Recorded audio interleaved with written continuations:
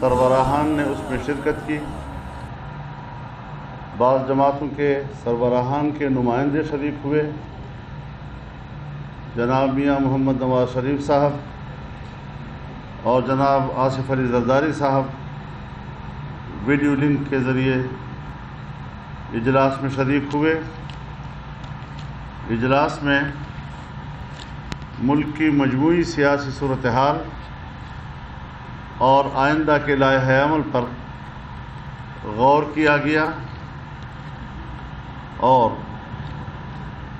سب کے نزدیک اتفاق رائے کے ساتھ پاکستان کا اس وقت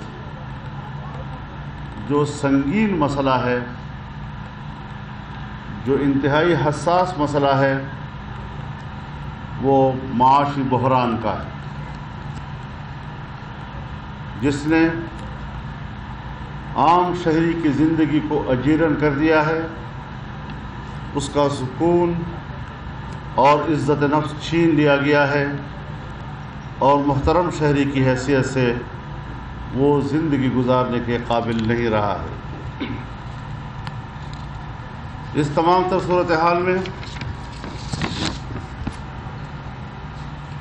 متحدہ پاکستان ڈیموکریٹک موومنٹ نے تحریک کو آگے لے جانے اور ملک کے مختلف حصوں میں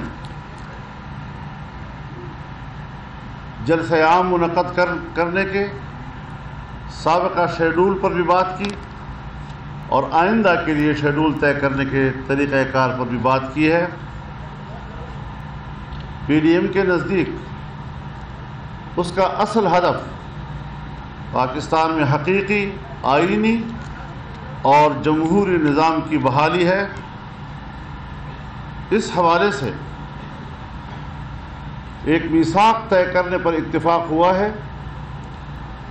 13 نومبر کو اسٹیئرنگ کمیٹی کا اجلاس ہوگا، جس میں تمام پارٹیاں ایک متفقہ میثاق کے لیے اپنی اپنی تجاویز لائیں گی اور تمام پارٹیوں کی تجاویز کے اشتراک کے ساتھ ایک متفقہ میثاق طے کر لیا جائے گا۔ 14 نومبر کو اسلام آباد ہی میں سربراہی اجلاس ہوگا، جو اسٹیئرنگ کمیٹی کی سفارشات کو حتمی شکل دے گا۔ اجلاس میں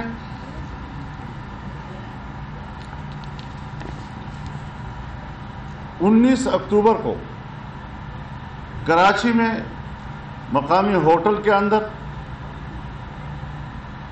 محترمہ مریم نواز صاحبہ، ان کے شوہر جناب کیپٹن صفدر صاحب کے ساتھ جو واقعہ پیش آیا اور اس کی پاداش میں جس طرح وہاں کی پولیس کے اعلیٰ کمان کی توہین و تذلیل کی گئی، اس پر ایک بار پھر شدید اس کی مذمت کی گئی ہے اور پھر اس کے بعد آرمی چیف کی سطح پر مداخلت ہوئی، کیونکہ پولیس کے تمام افسران نے صوبے میں چھٹی پر جانے کا فیصلہ کر لیا تھا اور ان کو یہ کہا گیا تھا کہ ہم ایک تحقیقاتی کمیٹی بنائیں گے جو 10 روز کے اندر سفارشات پیش کرے گی، لیکن آج 3 ہفتے ہو رہے ہیں، اس کے کسی قسم کی ابھی تک رپورٹ سامنے نہیں آ رہی۔ کیوں نہیں آ رہی اور اس حوالے سے کس بنیاد پر تاخیر کی جا رہی ہے، تو اس حوالے سے بھی تشویش کا اظہار کیا گیا اور پولیس کے ساتھ روا رکھے گئے ناروا سلوک کی شدید الفاظ میں مذمت کی گئی ہے۔ آج کے ہمارے اجلاس میں پاکستان کے وزیر داخلہ اعجاز شاہ کے بیان پر بھی احتجاج کیا گیا، جس میں انہوں نے ایک طرف اعتراف کیا ہے کہ ماضی میں عوامی نیشنل پارٹی کے قائدین اور ان کے اراکین جو قتل کیے گئے، شہید کیے گئے، کیوں شہید کیے گئے تھے اور آج آنے والے دنوں میں پھر مسلم لیگ کو دھمکی دی ہے کہ اگر وہ اس روش پہ جائے گی تو پھر ان کے لوگ بھی قتل کیے جائیں گے۔ اعتراف ہے ریاست کی سطح پر کہ پاکستان میں اصل دہشت گرد کون ہے، سیاسی جماعتوں کے قائدین اور ان کے معزز اراکین کو نشانہ بنانے والے اصل قوتیں کون ہیں۔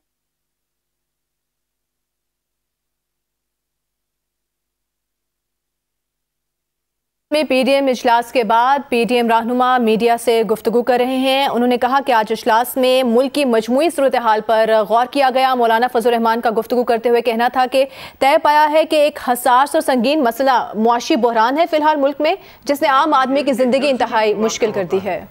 تو پھر ہمیں تحقیق کی ضرورت نہیں ہوگی، ہمیں اس میں جرم کرنے والی شخصیات کا اور اداروں کا پتہ چل گیا ہے، یہی ان کے آئندہ کے لیے ذمہ دار ہوں گے۔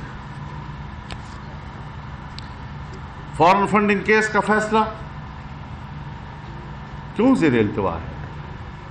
ساری دنیا کو چور کہا جا رہا ہے، عدالتوں میں گھسیٹا جا رہا ہے، نیب میں گھسیٹا جا رہا ہے، اور خود اپنے اوپر دائر مقدمات التوا کا شکار ہوتے جا رہے ہیں۔ پھر تو صاف ظاہر ہے کہ دال میں سب کچھ کالا ہی ہے۔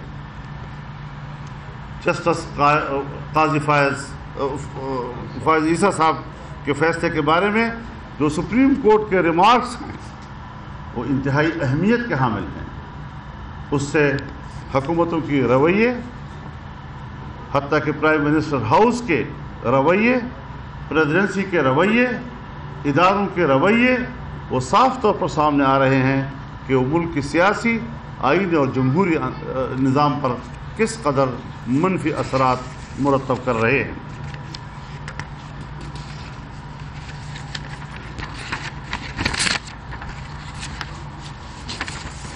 تعجب کی بات یہ ہے کہ اپوزیشن جماعتوں کے قائدین کے خلاف آئے روز مقدمات دائر کیے جا رہے ہیں، لیکن عاصم باجوہ صاحب اور جہانگیر ترین صاحب کے کرپشن کے بارے میں اٹھنے والے سوالات پر خاموشی یہ موجودہ حکومت کی طرف سے کرپشن کو تحفظ دینے کے مترادف ہے۔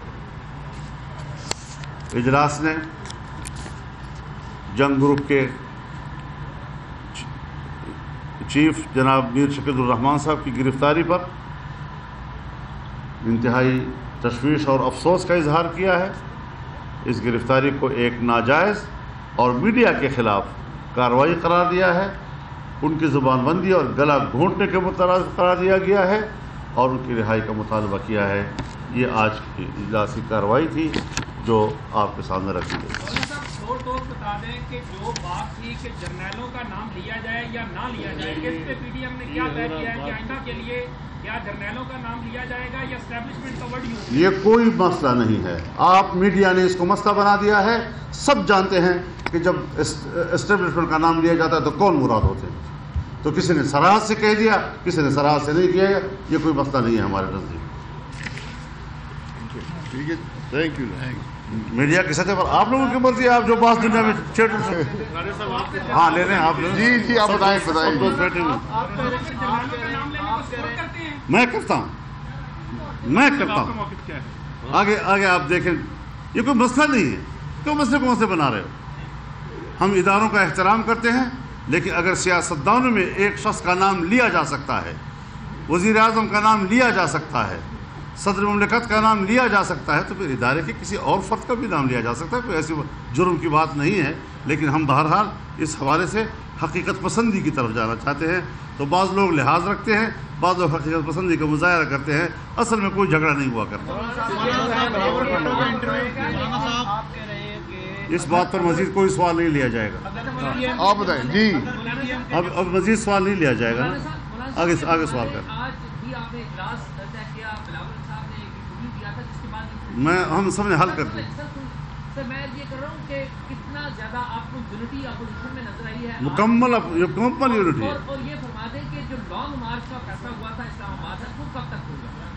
یہ تو جو ہم نے آپ سے کہہ دیا کہ 13 کو بھی اجلاس ہوگا، 14 کو بھی ہوگا، اور اس میں میثاق بھی طے کیا جائے گا اور آئندہ کے لیے روڈ میپ بھی طے کیا جائے گا۔